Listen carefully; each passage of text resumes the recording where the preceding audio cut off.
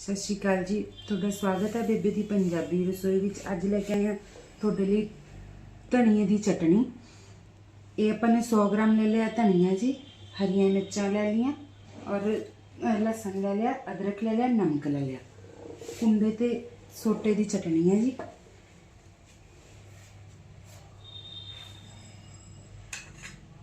पहला पावांगे आपां हरियां मिर्चां और लहसुन, अदरक,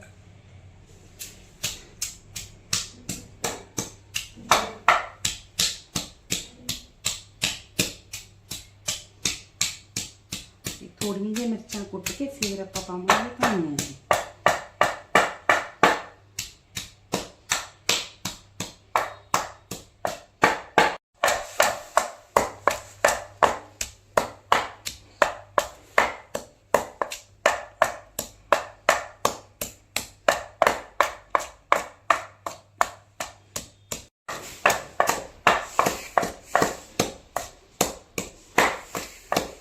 हाँ जी, हुण आपां पाउण लगे धनिया।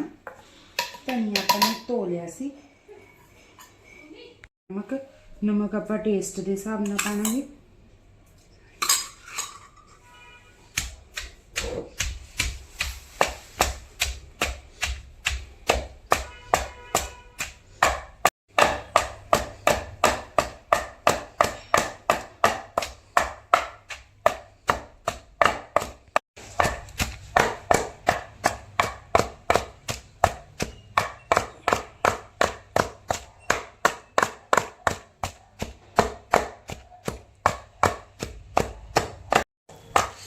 हाँ जी, चटनी हो गई अपनी तैयार जी।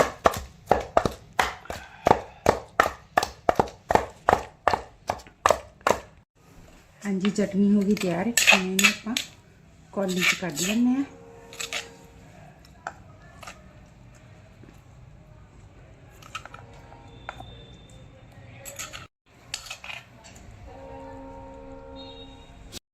हाँ जी, चटनी हो गई तैयार जी। ये देखो जी, चटनी अपनी कुट्टी थी। सारे ने अपने अपने घरे कुट के देखो कुंडे सोटे च जी। सारे ने टेस्ट करो, लाइक ते कमेंट ते साडे चैनल नूं सबसक्राइब जरूर करना है।